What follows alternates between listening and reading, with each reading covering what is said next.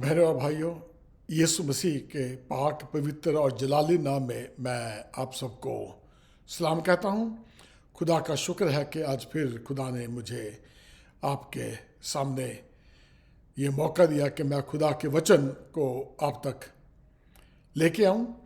और जैसे कि आप जानते हैं कि मैं मॉरिस मुर हर बुधवार को और शनिवार को अमेरिकन सेंट्रल टाइम के मुताबिक सुबह 9 बजे और इंडियन स्टैंडर्ड टाइम के मुताबिक शाम को लगभग 8:30 बजे के लगभग मैं आपको इस मंच में मिलता हूं, जिसका नाम है वचन वाचा विश्वास। खुदा का शुक्र है कि आज फिर खुदा ने ये मौका दिया कि मैं आपके सामने इस मंच में मौजूद हूं।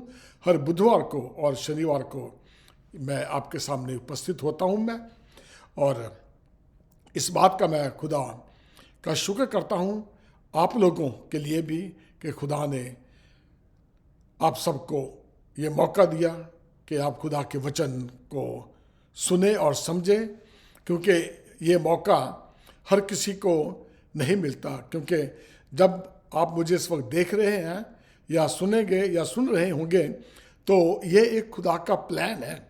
जैसे कि कहते हैं कि बुलाए हुए, तो बाइबल हमें बताती है कि बुलाए हुए बहुत है पर चुने हुए कम है।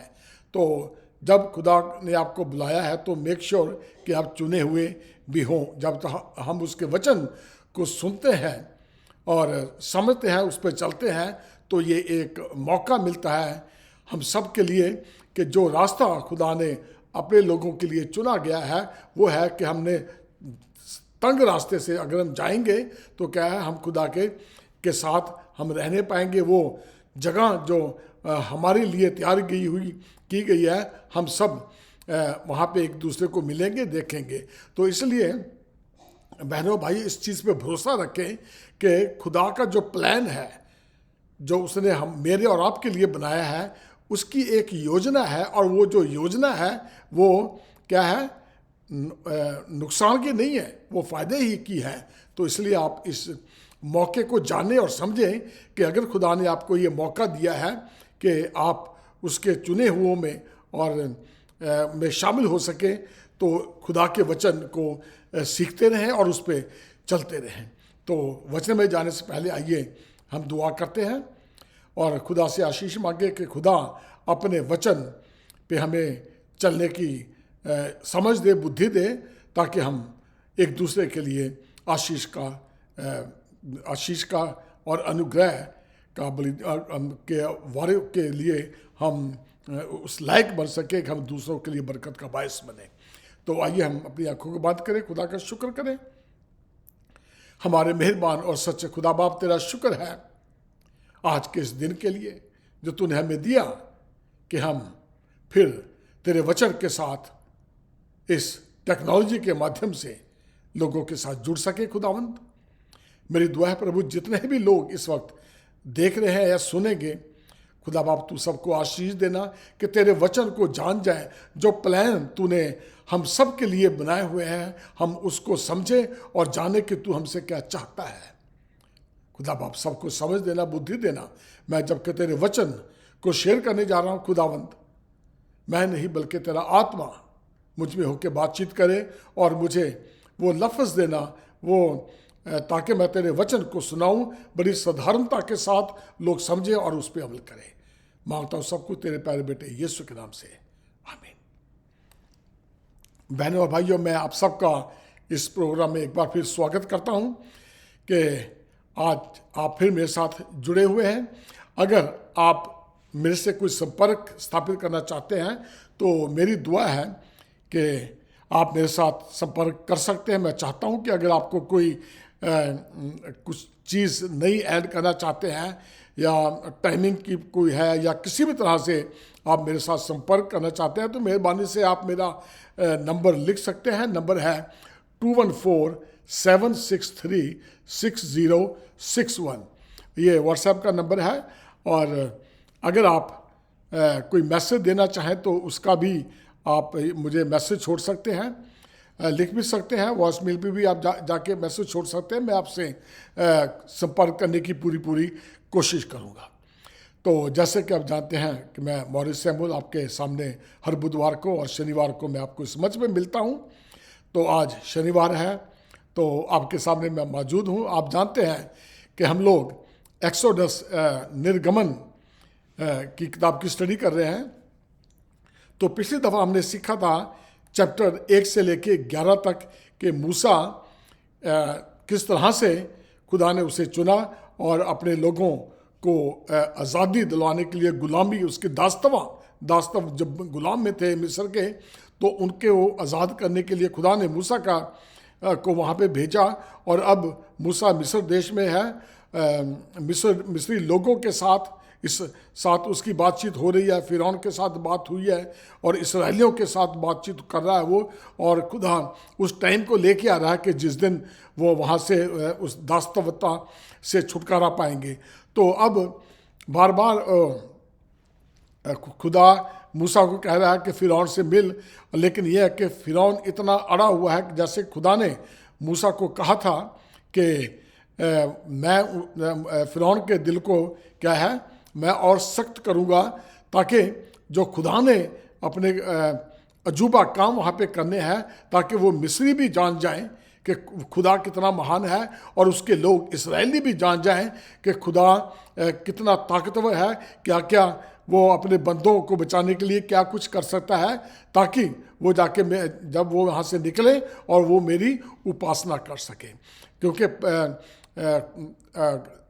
खुदा ने कहा था कि उनको, फिरौन को कहना कि मेरे लोगों को जाने दे, ताकि 3 दिन का जो रास्ता है वो वहाँ जाके खुदा की उपासना कर सके, उसको सिजदा कर सके। तो ये था। और अब क्या हुआ कि जैसे जैसे मूसा खुदा के पास जाता है और फिर वो खुदा से कहता कि भी तेरे बंदे तो बहुत दुखी हैं कि उनके साथ ऐसा कर रहा है।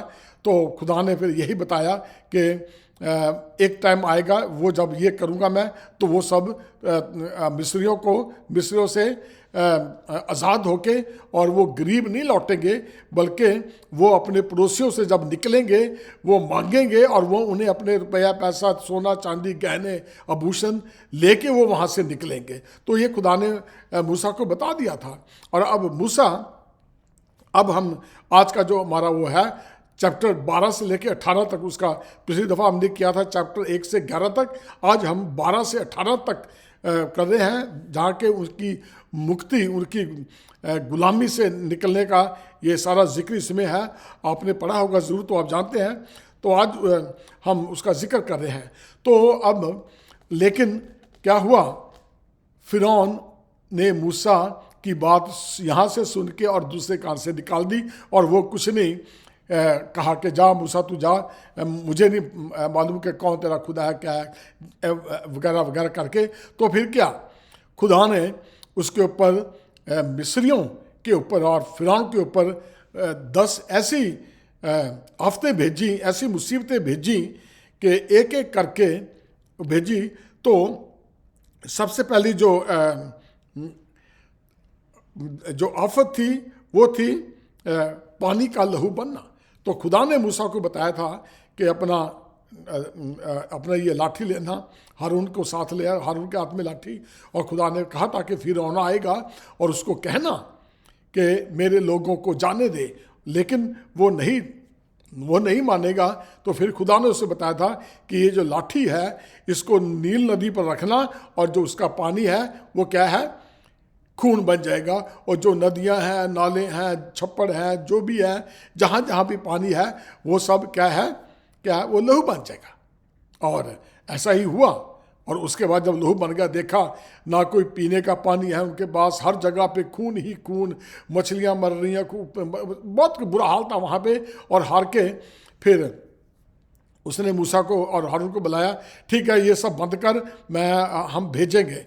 लेकिन जब सब कुछ नॉर्मल होगा, उसने फिर मुकर गया, वो उसका दिल फिर क्या है, सख्त हो गया। उसने फिर क्या है, खुदा के लोगों को वहाँ से जाने नहीं दिया। और उसके बाद फिर क्या हुआ, इस तरह से करते करते क्या 10 आफतें उनके ऊपर आई। पानी को खून बनने के बाद, उसके बाद मेंढकों का क्या है, आक्रमण हुआ, सारी जगह उनके महल में, लोगों के घरों में मेंढक ही मेंढक हो गए। और मेंढकों के बाद फिर वो उसने बुलाया हारून को और मूसा के, आजा, ठीक है भाई, अब हम जाने देंगे। लेकिन वही बात हुई कि उसने फिर क्या है, खुदा के बंदों को वहाँ से, अपनी खुदा के लोगों को, इसराइलियों को उसने मिस्र से जाने नहीं दिया। इस तरह करते करते क्या है, 10 आफतें आई जो थी मेंढकों के बाद। नंबर तीसरी आई कुटकियों की। कुटकियों का झुंड है, एक जैसे छोटी छोटी जुइयाँ होती है ना, जिसे कि लाइस भी कहते हैं, छोटी छोटी जुइयाँ, वो जैसी आई, हर जगह पे वो फैल गई। लोग इधर हाथ मार, उधर मार, इधर खुजला, बड़े परेशान हो गए, तंग आ गए। फिर फिरौन ने फिर मूसा को बुलाया कि ठीक है भैया, इस टाइम हम जाने देते हैं, चल ठीक है, ये बंद कर दे। तो इस तरह से उसने खुदा से दुआ की, क्योंकि मूसा खुदा से बातचीत करता था। और थोड़ी देर के लिए वो फिर बंद होगी। मूसा फिर कहने लग गया कि चलो भाई, लेकिन उसने कहा, फिरौन ने, नहीं मैं नहीं जाने देता। खुदा ने फिर उसका दिल क्या है, बहुत सख्त कर दिया। इस तरह कुटकियों के बाद फिर डांसों का, जैसे मक्खियाँ होती हैं उस तरह की ये फ्लाइज होती हैं, उनका क्या नाम, झुंड वहाँ पहुँचे। पशुओं की मौत होने लगी। फिर और फफोले और फोड़े निकले, ओलों की वर्षा हुई, टिड्डियों का हमला हुआ, अंधकार 3 दिन तक क्या है, पूरे मिस्र में अंधकार रहा, पहलौठों की मृत्यु।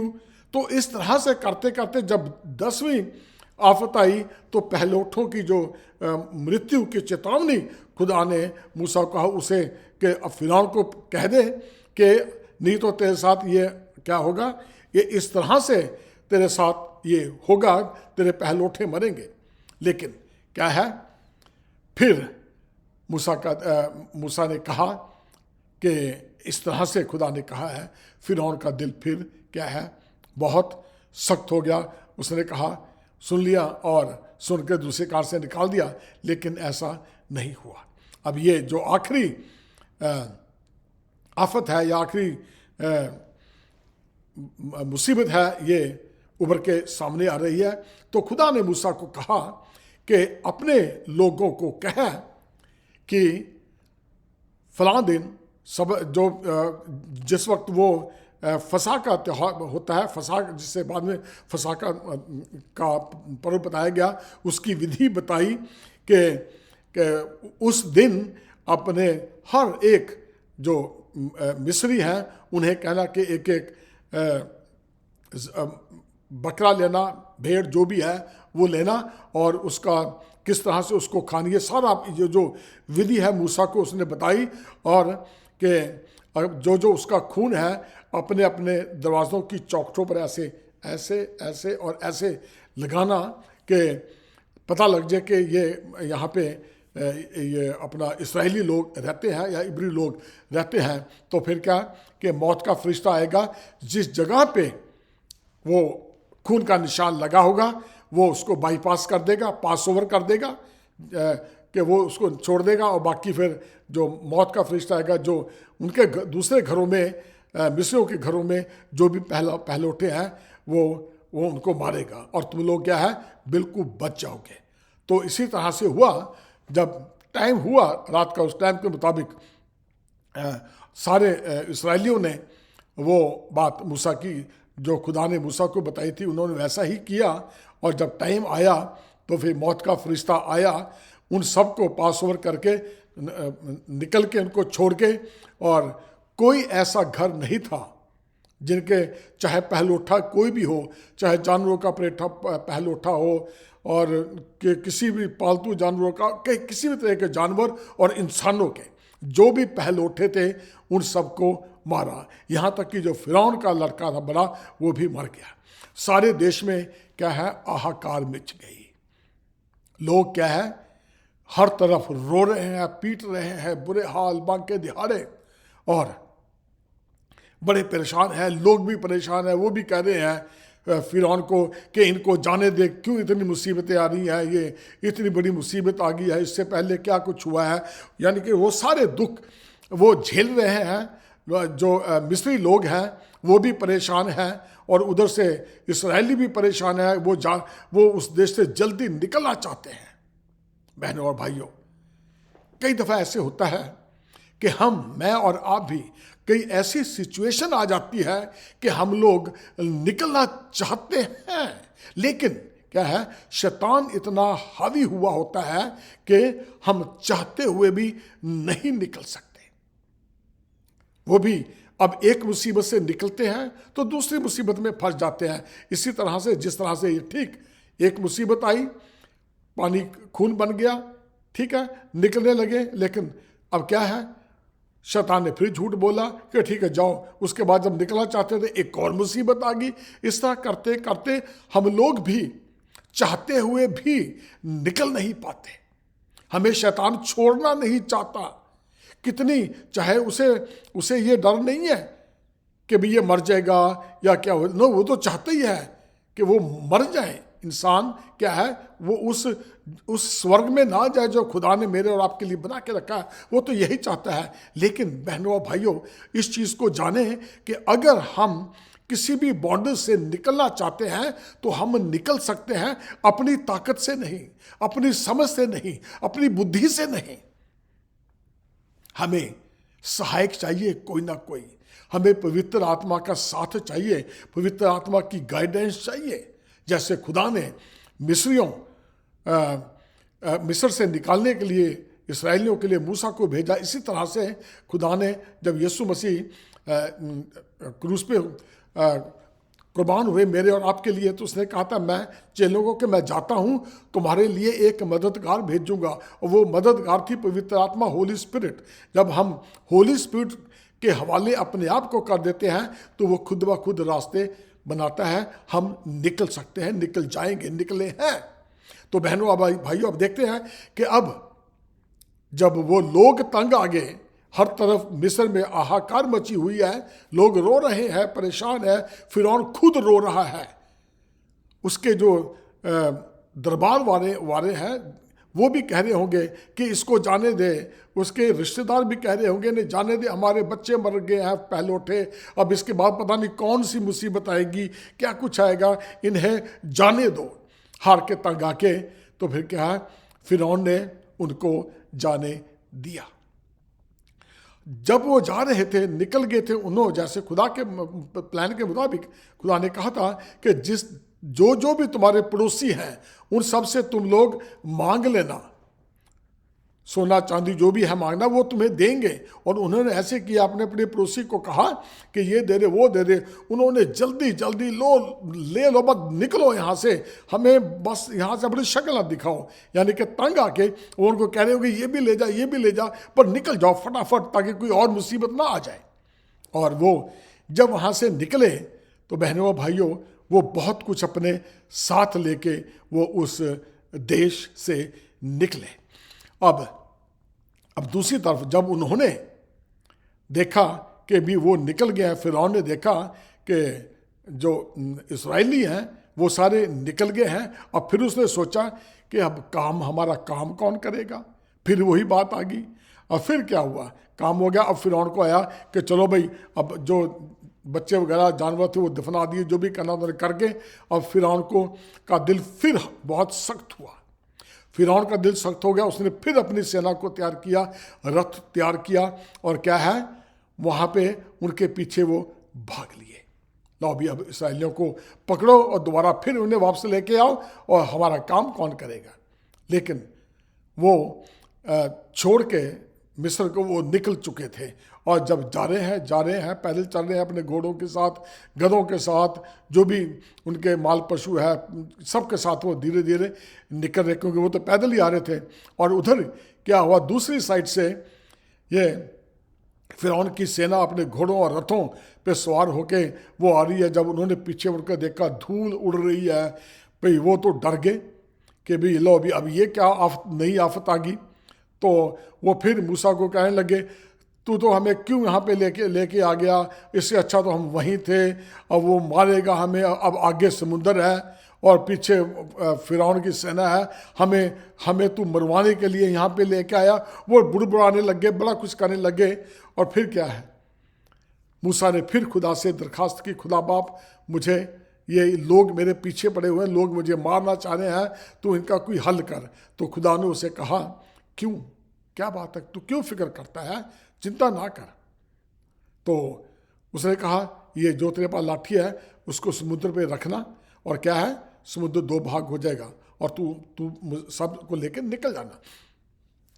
लो जी, अब धीरे धीरे क्या है, वो समुद्र की तरफ बढ़ रहे हैं और उधर से पीछे से फिरौन की सेना और फिरौन रथों पे सवार होके आ रही है। बड़ी अजीब सी सिचुएशन है। आप समझ सकते होंगे कि अब आगे समुद्र हो, आगे मौत हो, पीछे मौत हो, तो इंसान जाए कहाँ। तो अब जो इस्राएली हैं वो घबराए हुए हैं, बड़ा कुछ होने वाला, लेकिन मूसा को कोई फिक्र नहीं है, क्योंकि खुदा ने उससे कहा था कि मैं तेरे साथ रहूँगा।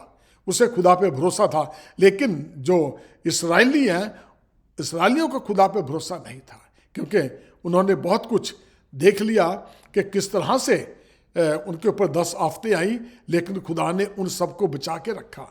अभी भी उन्हें खुदा के ऊपर भरोसा नहीं था, वो विश्वास नहीं कर रहे थे, लेकिन कुछ क्षण के लिए वो खुदा पे भरोसा रखते थे और उसके बाद में फिर अपना दिल बदल लेते थे। जैसे फिरौन हर वक्त अपनी वादे से मुकर जाता था। अब हुआ क्या, लाल समुद्र के वो पास आ गए हैं, खड़े हुए, और इस तरह से मूसा ने खुदा के मुताबिक उसने किया। उसने अपना छड़ी वहाँ पे रखी और समुद्र 2 भाग हो गया, 2 दीवारें बन गई, और नीचे जैसे रेगिस्तान से निकलते हैं उसकी सारी सेना भी पीछे से आ रही है, और पूरे इस्राएली अपने झुंड में क्या है, धीरे धीरे करते करते वो सारे निकल गए पूरे कंप्लीट तरीके से। और जैसे ही वो पूरे निकले, उस साइड से क्या हुआ, वो निकल रहे थे और फिरौन की सेना वो समुद्र में दाखिल हो रही थी। जब उन्होंने देखा कि ये तो बड़े आराम से जा रहे हैं, हम भी निकल लेंगे, और जैसे ही अखीरला आदमी इसराइलियों का वो समुद्र में से पार हुआ, और वैसे ही खुदा ने क्या किया, जितना भी पानी था वो सारा उसको बिल्कुल एक नॉर्मल बना दिया जैसे पहले था। और फिरौन समेत उसकी सेना, घोड़े, गधे, हाथी जो भी थे, वो सब के सब वहीं पे खत्म हो गए, डूब के। तो बहनों और भाइयों, हम देखते हैं कि खुदा हमारा बचाने वाला है। हर हालात में हमको वो बचा लेता है। खुदा उन्हें दिखाना चाहता था इस्राएलियों को कि देखो मैं कैसा हूँ, मैं अपने लोगों को कैसे मैंने बचाया है। और उन्होंने अपनी आँख से देखा कि खुदा ने किस तरह से फिरौन के साथ और उसकी सेना के साथ, जो उसके साथ है, तो उसके हाथी घोड़ों के साथ, रथों के साथ क्या कुछ किया है। तो उन्होंने सब अपनी आँख से देखा। लेकिन जब वो जैसे ही बाहर निकले, मूसा की बहन ने बड़ा नाच गाने गा के सबने गाना गाया कि हमारे दुश्मन ख़त्म हो गए हैं। एक्चुअली खुदा ये उन्हें दिखाना चाहता था कि जो तुम्हारे दुश्मन हैं, मैं उन्हें जिंदा नहीं छोड़ूंगा। आ तो वो गए थे, उन्हें यही डर था कहीं पीछे से ना आ जाएं, कहीं हमें दोबारा मार ना दें, हमें ये ना कर दें। तो खुदा ने उनको ये दिखाया उनके सामने कि उनके जो दुश्मन हैं, किस तरह से खुदा ने उन्हें दबा दिया, पानी के अंदर डूब गए, वो मर गए, खत्म हो गए। अब उनको किसी का डर नहीं था, वो निश्चिंत थे। अब ऐसे हुआ कि धीरे धीरे क्या है, टाइम निकलता गया, चलता गया, और वो क्या निकल के खुदा की उपासना करते गए, धीरे धीरे चलते चलते। और इसके बाद क्या हुआ कि जब मूसा के ससुर ने ये सुना कि इस पूरे इस्राएलियों के साथ और मूसा के साथ खुदा ने कौन कौन से काम किए हैं, तो वो जो उसका नाम था यित्रो जब आया, आपको पता कि वो मिधान का याजक था, उसको मिलने के लिए आया। तो जब उसे मिला तो उसने बातें की होंगी बड़ी कि खुदा बहुत मेहरबान है, बहुत है, उन्होंने तुम्हारे सब बड़े आश्चर्य कर्म किए हैं खुदा ने। तो करते करते अब जो मूसा था वो इसराइलियों का फैसला किया करता था। जैसे ही वो उसने उठना, क्या वो मूसा बैठता और उसके इर्द गिर्द इतने लोग आ जाते हैं शिकायतें लेके फैसले करने के लिए।